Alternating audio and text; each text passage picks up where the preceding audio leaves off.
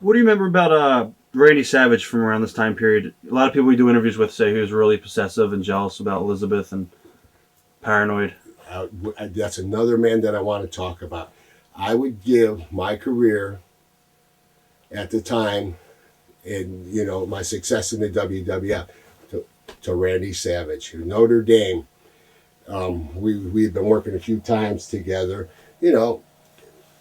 All right, let me talk about how I want to set this up. Like you said, you go in there, there's a lot of big name talent in the WWF. When you work with the top guys, everything is cool because they want to have a great match. But the guys that had been there for a while, that never got the break that I started off with on top, and they've been working their way up, there's some animosity there. You try to have a good match with them, it takes two people to dance. It takes two people to work. If you're not going to take this bump, if you don't want to do this, if you're going to be lazy, or they have more experience than you, so you're trying to let them show you, and they making you look terrible, it was a problem. Not all the time, but sometimes. How's he doing? He's having good matches. He's having so-so matches. And I realized that. It's like, man, this shit has to stop. Right. Or I'm going to be out of here. And then I started working with Randy Savage. And Randy taught me a totally new, just not a totally new thing, his professionalism. He wanted everything to go perfect. He wanted everything right, and he expected the same thing out of you. He wanted to make you the best that you could be working with him. He wanted to make you top looking down. Do this, do this. He could sit there, okay, Wilbur, do this, let's counter you. Right. And he taught me as a heel how, to call a match, how to make a guy look good, how to work like in a different sense, not I'm only worried about me looking good. If you suck, well, hey, that's your problem. He wouldn't let that happen. So at that time, it changed my attitude and made me look at things. No, this match is going to go. If it's not going the way I'm going, you're not calling the match. I'll start doing my own thing. Which didn't create any conflicts, but there's a different respect. Right, totally. That's right. And then you ain't going for this shit anymore. Hey, I don't like what's going on. Hey, plan A isn't working. Time to go to plan B. And everything's, was on the uprise from there. Elizabeth, beautiful woman. Randy and Elizabeth, were they? They were working, his manager. Was he possessive of her? Oh, very. I mean, he didn't. You could be social with Elizabeth, give her respect, and Liz, how you doing? Because we were always together because we were traveling so much. Right. Everybody, not just them.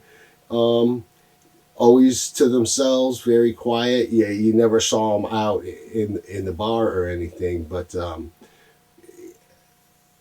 those two were always together. I like I say, other people would know them differently and might have something to say, but my memories with Randy and working relationship with them, I have nothing but good words for him.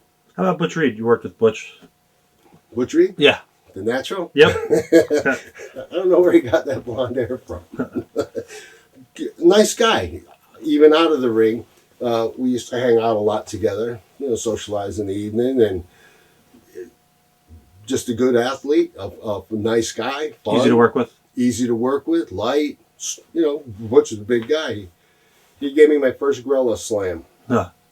Picked me up over his head like this, set up and worked with it. And it's like, yeah. But yeah, Butch is a great guy.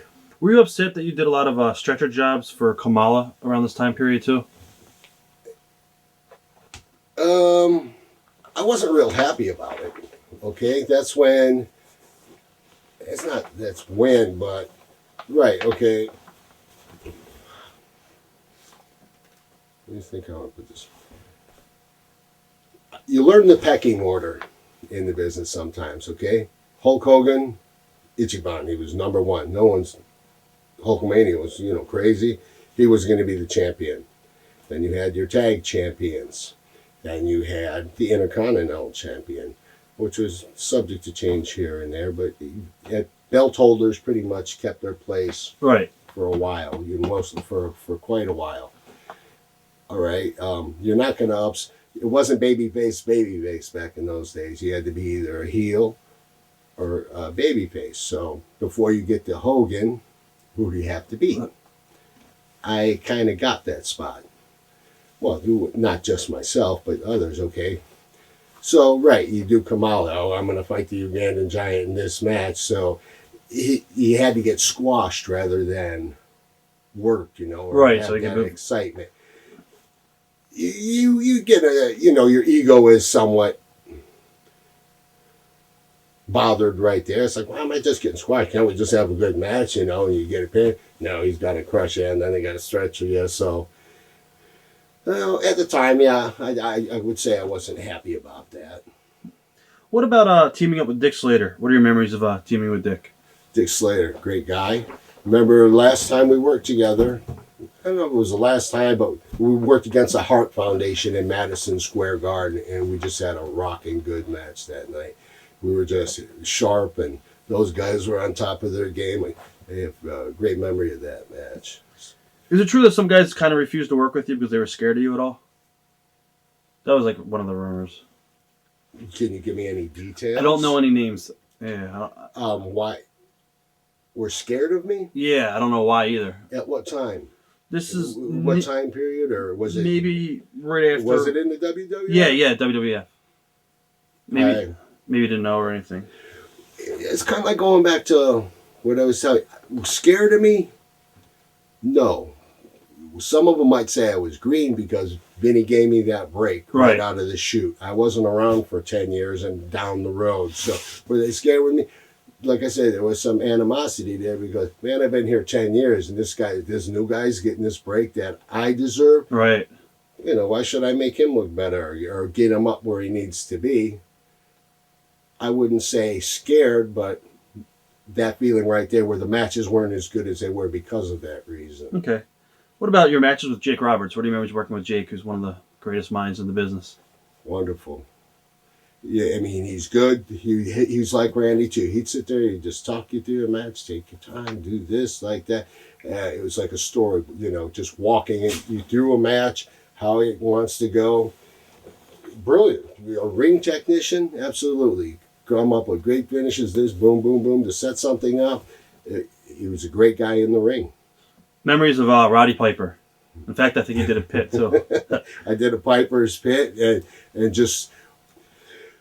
Roddy had $1 million mouth. He was never with a loss for words. You work with him. He was a professional. He's another guy that you learn from. He was like George. He was a wrestler, but he was larger than life. He was a gimmick too. A poke in the eyes from Roddy Piper was a high spot. Huh. You hit him with a sunset flip and you go like this and you reach up and you pull his trunks half down. He's acting like he doesn't know his pants are half pulled down. He's going 5 minutes with his ass hanging out. Fans are laughing. Right. Then he finally notices, hey, my pants are pulled down. And he pulls it up and he makes a big deal out of it. You learn timing and acting. It's not just all stomping each other. It's when to do something, how to do it, work it, not work and change it. So it was always a joy working with somebody who could teach you like that.